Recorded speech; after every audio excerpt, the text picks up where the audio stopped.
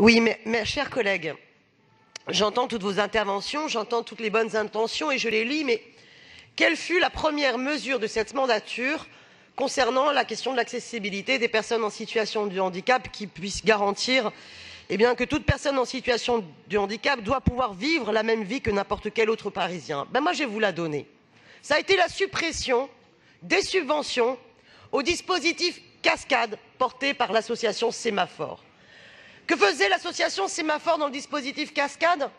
Elle était engagée en direction de l'ensemble des équipements culturels pour mener un travail de conviction pour que l'ensemble des équipements et des structures culturelles s'engagent dans un travail de leur propre accessibilité à toutes les personnes du handicap et pas simplement la question du handicap physique moteur. Or, vous avez supprimé les moyens à cette structure qui faisait un travail remarquable dans le 20e arrondissement.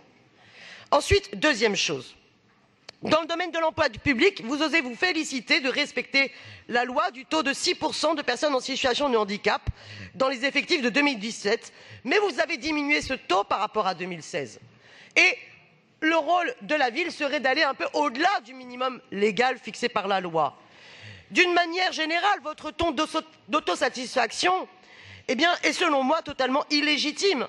Prenons la question de l'accessibilité du bâti. Quand la loi prévoyait que tous les établissements recevant du public devaient être accessibles au 1er janvier 2015, l'ambition de la ville est que 50% des travaux d'accessibilité prévus soient réalisés à la fin de la mandature en 2020. C'est un manque d'ambition. Alors bien sûr, si on compare avec ce qu'impose le gouvernement Macron dans la loi Elan, mais qui est une honte totale dans la remise en cause de la question de l'accessibilité, évidemment, vous pourriez vous satisfaire. Mais non, la situation concrète n'est absolument pas satisfaisante.